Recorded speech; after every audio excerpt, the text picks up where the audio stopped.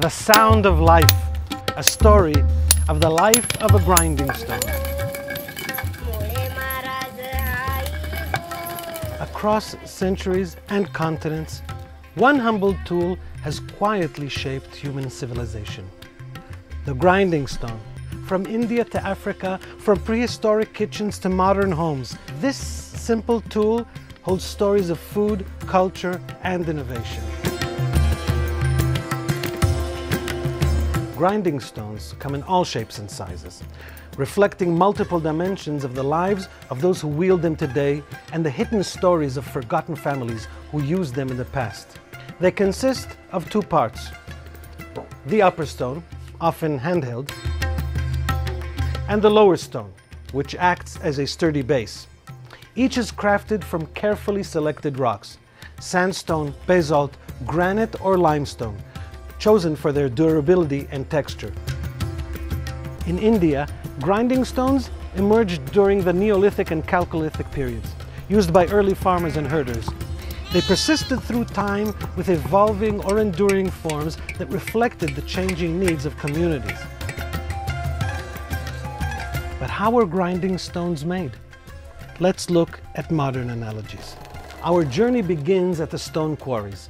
Here, craftsmen select the perfect rocks, making judgments by listening to the sound of the hammer on the stones, estimating their weight, and feeling the grain of the rocks. A craft honed over generations of training and apprenticeships. With tools in hand, iron hammers today, stone tools in the past, they shape rocks into functional forms.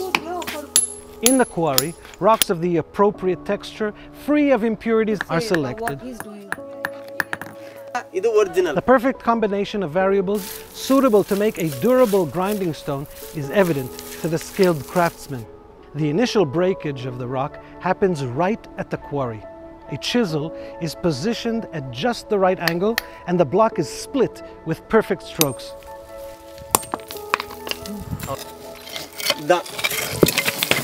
Next comes the primary shaping to acquire a rough out of the shape desired.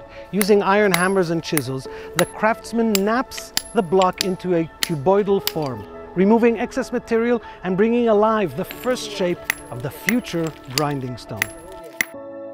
Then follows further refinement, dressing the block to smooth and rough edges and to acquire the final precise morphology. For querns, a concavity is created by carefully outlining, pecking, and shaping the surface. Finally, the grinding stone takes form.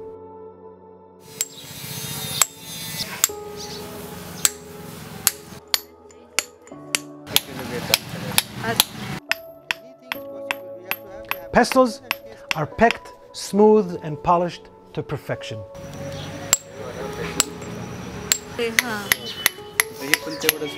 Can we create a grinding stone using only stone tools?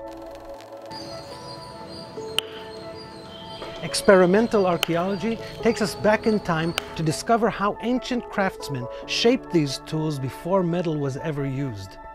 To replicate this process, today we are making grinding stones using direct percussion with a hard stone hammer. These experiments were designed to test methods that were probably used in the past. The process is labor-intensive. Each strike demands precision to flake and shape the stone. Step by step, the block is transformed, revealing the familiar contours of a grinding stone. These experiments not only tested the feasibility of the process, but also provide insight into the time, effort, and craftsmanship required to make these tools, highlighting the resourcefulness of ancient communities. How are these grinding stones used? And what clues do we find on their surfaces?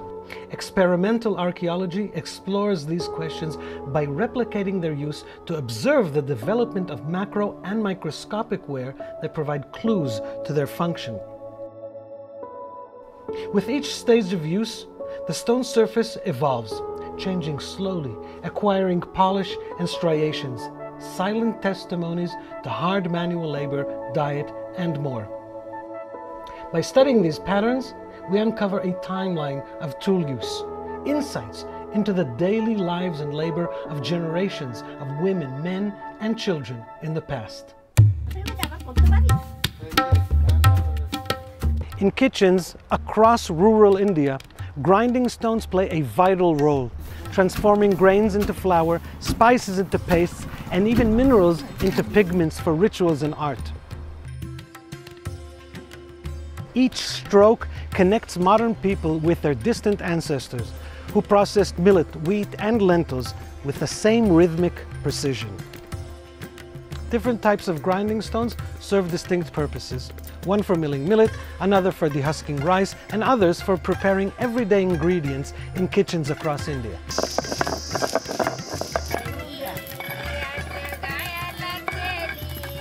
But grinding stones go beyond the kitchen. In rituals, especially weddings, they symbolize the sanctity of marriage, stability, prosperity, and harmony, finding a place of honor in celebrations across India. They also serve as tools for traditional healing. Grinding stones are still used to make herbal medicines to soothe a child's fever, treat skin ailments, or prepare remedies for chronic conditions. And their uses move beyond subsistence to worlds beyond. Grinding stones create pigments for rituals and art, like the fragrant sandal paste or plaster for construction, combining utility with creativity and beauty. Every grinding stone has a lifespan, shaped by its use and through the vagaries of time. Surfaces become excessively smooth or damaged, requiring maintenance through craftsmen or the householder over periodic intervals. When beyond recovery, some stones are reworked, ground down, reshaped, and restored to extend their utility. But not all grinding stones find a second life. Many are ritually discarded, deemed inauspicious if broken. These stones are laid to rest in sacred rivers, placed under trees, or even buried in fields, marking a symbolic return to the earth. Still, some broken stones find unexpected new purposes, woven into walls as building materials, arranged as yard decorations, or honored as sacred objects. Grinding stones are a global phenomenon. In Africa, they are still used for sorghum and millet. In South America, maize is ground on metates. Australian and Southeast Asian stones also move beyond the mundane with a significance for pigment preparation. Moving back in time to the Indian Neolithic and Chalcolithic, we see a proliferation of diverse grinding stones across India. Grinding stones used by early farmers at sites such as Sanganakalu offer marvelous insights into ancient lives. These artifacts, shaped by techniques such as flaking and pecking, evolved from simple heavy stone blocks to finely crafted tools. Differences in morphology, use, and manufacturing processes reveal adaptations to local materials and functions, capturing the ingenuity of these early communities. While modern appliances have largely taken their place, the grinding stone still finds a space in rituals, medicine, and daily life.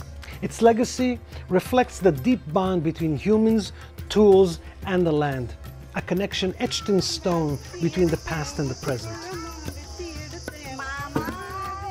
With a mix of stone, plastic, and metal, modern machines blend the principle of the grinding stone with modern food processing technologies. A classic example of adaptability and innovation. Grinding stones, timeless tools shaping the rhythms of life for millennia.